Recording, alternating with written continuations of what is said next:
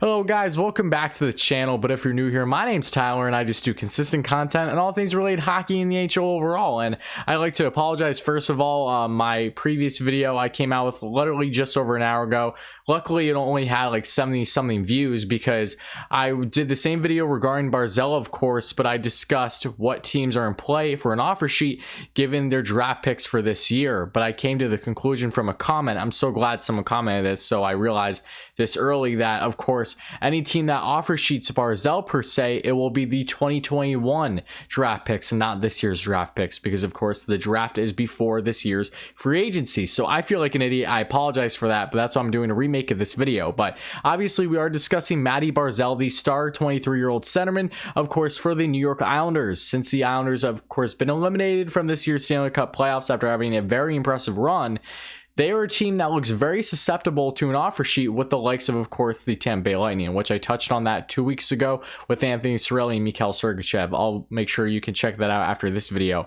But regarding, of course, Mathew Barzal, originally drafted in 2015 in the first round, 16th overall, I believe, by the Islanders, in which that was the year that the Boston Bruins were known, of course, for not drafting the likes of Barzal, Kyle Connor, Thomas Chabot. They could have drafted all of them, essentially, but they didn't, of course, because they had back-to-back first round picks, and the only really notable guy they got was DeBrusk. That's besides the point, but I just always found that fascinating. But of course there are many teams that are more than likely going to be interested in the likes of Mathew Barzal in this year's offseason. Now I know what you may be thinking, especially Islanders fans, you're not going to like this, but just everyone for watching this, please make sure you stay till the end of the video because I have plenty to say and I think you will enjoy it and understand. But of course there are plenty of teams that'll be interested in the likes of Mathew Barzal. He is one of the most impressive young and upcoming players in the NHL, as we know. Had 85 points in his rookie year, of course, with the likes of John Tavares, their former captain. We all know what happened there. But since then, Barzal has still been steady in at least 60-point seasons in the past 2 years, so very solid. And I still expect plenty more with Barzal. He's an RFA, as we know, along with two other RFAs for the New York Islanders, including the likes of Devon Toews and Ryan Pulock. Now, the Islanders only have a cap space of $8.9 million currently going into this year's offseason, which surely means they're not going to be able to keep these three RFAs. Two of the three, sure, but just Barzal himself is going to command more than likely more than what they can currently deal with when it comes to cap space. So yes, they might be able to deal a player or two, but the likelihood of them being able to handle a say max offer sheet by an opposing team really looks slim to none at this point in time. Let me make it clear. Lou Lamoriello, the GM, of course, of the New York Islanders, who won the GM of the Year award this past year, has made it clear that if any team tries to offer sheet the likes of Barzal, he fully intends to match it. I understand that, but there are some teams that I'm going to discuss with you now that have a very strong chance of offering Barzal 10+ mil, and that may be enough to pry Barzal away from the Islanders and off the island. So who are those three teams? It is, of course, the Montreal Canadiens, the Florida Panthers, and the Nashville Predators. Now, I know you may be thinking, how are these teams going to be able to afford them? That is exactly what I'm going to do for you right now. I'm going to explain all of that. But starting off, of course, with the Montreal Canadiens, they make so much sense too, because if you look on paper, they have current cap space of 10.2 mil, which doesn't seem like enough, of course, but we all believe, of course, from the media and everyone else, that Max Domi is surely on his way out more than likely. Of course, Philip Deneau, very similar situation, could be on his way out. I believe the Canadiens will very much so try to deal him if they are in a situation where they would want to offer sheet Barzal. I have a feeling Marc Bergevin is going to want to for obvious reasons. But then you, of course, have guys like Thomas Tatar and Gallagher, who, yes, they both have 1 year left on their contract. Tatar with a cap hit of just under $5 million at 4.8 mil, and Gallagher at a cap hit of 3.75 mil. So if it means Gain and Barzal, they may have to part ways with one of those two guys after this upcoming year. I think that's perfectly fine if I'm the Montreal Canadiens or a fan, because Matt Barzal is Matt Barzal at the end of the day. Same thing with Jeff Petrie, has 1 year left on his cap hit of 5.5 mil, so that's another guy to consider who you might see in some trade rumors going forward, of course. But when it comes to Barzal, it's basically the Habs have a situation here where they could go for the likes of Barzal or Taylor Hall. Now, which one would you want? Now, if I'm Marc Bergevin, I'm taking Mathew Barzal any day of the week. I did a video on the Habs, how Hall would be a great fit for Montreal, of course, and while I think he would long term, if that is something he's interested in, there is also a strong debate that he may sign a 1 or 2 year deal with the cap situation wanting to win now with the Avs, for example. So take that into account. But Barzal, 23 years of age, would be fantastic for the Montreal Canadiens. Such an electric, young, dynamic centerman in the NHL with plenty to give still, has yet to hit his prime. And it doesn't matter that they have a, say, center situation in Montreal, which is leading to the likes of Domi and Danault being on their way out, because Mathew Barzal is on another level. You put him on that top line, then of course you put Suzuki to the wing, or Jesperi Kotkaniemi to the wing, because Kotkaniemi, I believe, can play the left wing as well, and Suzuki can play the right wing. So either way, as long as one of those young and upcoming centermen gets put on the wing, I think it will do them good in the end, because obviously you don't want any of them really playing in the bottom six. That just doesn't seem like it'll make too much sense, even though Suzuki could be solid on the third line, but it still wouldn't make sense to me. Nonetheless, Barzal in this offense would be huge for them. And Marc Bergevin has shown his willingness to, of course, offer sheet teams. He did just that last year for the Habs and trying to offer sheet Sebastian Aho. Now, did he do a terrible job of doing it? Yes, he did. He, of course, lowballed Sebastian Aho and made the Carolina Hurricanes and them very happy, of course, and Donald Waddell. So it is what it is at the end of the day, but it just shows Bergevin's willingness to get creative and bring something that is really a taboo in the NHL for its history, if you will. If you look before that offer sheet, I don't remember one besides the likes of Shea Weber accepting an offer sheet from the Philadelphia Flyers, in which the Nashville Predators right here still matched, but regardless, it is still something to consider. I think the Habs would be a great fit for Barzal if they want to go down that route, and if the option really is there between him and Hall, assuming they clear up this cap space with the likes of Domi, Danault, and others, you do it. You absolutely do it, because Barzal is that guy. But getting on to next, the Florida Panthers. I mentioned them in the video before I delete it as an honorable mention, but I'm really going to consider them more here, because they have a cap space, of course, of 20.9 mil. Yes, they do have the likes of Evgeny Dadonov and Mike Hoffman being UFAs this year, and yes, they may both very well be on their way out of Florida. But even with that being said, in these holes on the wings, I don't think it'll hurt the Florida Panthers too much, given the fact that they do have Owen Tippett, and they do have Grigory Denisenko, who are two forwards that are definitely going to be competing to make the roster as soon as next season, and they very well could. Now, yes, it might not necessarily be ideal to have two rookie forwards in your top nine, but these are two very talented players, especially Tippett, and Denisenko has looked like a stud. Him signing his ELC from the KHL, of course, I'm very excited to see what he will do at the NHL level. A lot of promise behind him, but it comes down to the Panthers. Of course, they have other guys like, of course, Walmark is going to be an RFA, so I'm assuming he will stay there. You have guys like Boyle, Holla, they're both UFAs, so that is more center depth that is going to be gone for the Panthers. And then Mackenzie Weegar and Brown on defense are RFAs. I'm assuming at least one of those two is going to be matched, obviously, but regardless, they have the picks to make this happen, and it would just make plenty sense for the Panthers. They are lacking center depth for sure, and while they may be a little loose on the wing, it doesn't mean that they can't address it in a more cheaper option this offseason, along with the likes of getting Barzal.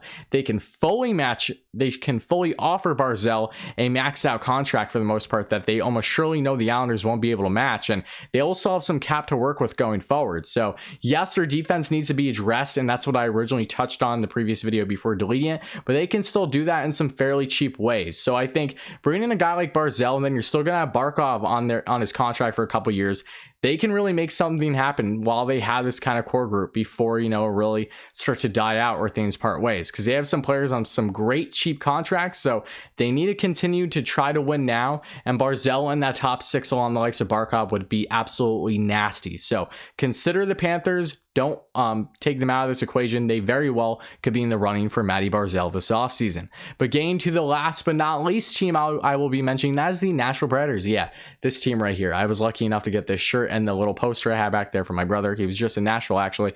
I love their design, too, from, of course, their Warner Classic. I love that alternate logo personally. But when it comes to Predators, I know what you're thinking. Tyler, they only have around just over 8 million cap space. How are they going to get Mathew Barzal, especially when Barzal, if you want him via Offersheet, is probably going to be closer, if not 10 mil. I get that, but here's how. Well, the Preds, of course, have a cap space of 8.19 mil to be exact. They, of course, have Blackwell, Craig Smith, Mikael Granlund, all UFAs of course, and the likelihood of them coming back is slim to none if David Poile were to get creative here. Now, look, I get it. They had Matt Duchene on a big contract. He only had 42 points this past season. They have Ryan Johansson at center too. They have center depth. I understand that, but you bring in a guy like Barzal, of course, in the top six. You put Duchene on the wing, for example, on the right wing, and you make things happen. Now, David Poile, I think, should really go down this possible avenue, given the fact that the Preds have struggled mightily over this past year in offense. You know, they're a team that was really expected to have some more deep playoff runs, and things have really went dwindling down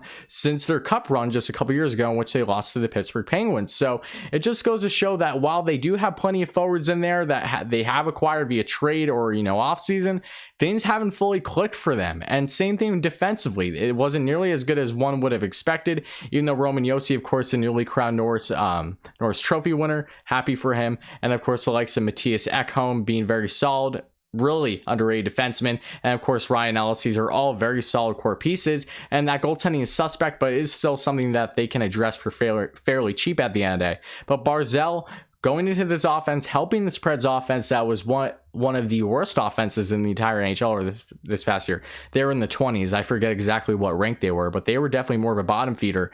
So bringing a guy like Barzal would be great, but how do you do it? You get rid of Kyle Turris. Now, I know it won't be an easy task, but Kyle Turris, as we all know, never has lived up to the potential of a player that he was with his time with the Ottawa Senators. He, of course, I believe was part of that 3-team deal, right? Of course, when Matt Duchene originally, I believe, from the Avs to the Senators, right? I'm pretty sure. But regardless, Turris has really not looked great since his time in Nashville. And while he didn't have a terrible year this past year, he's shown some flashes of decent play.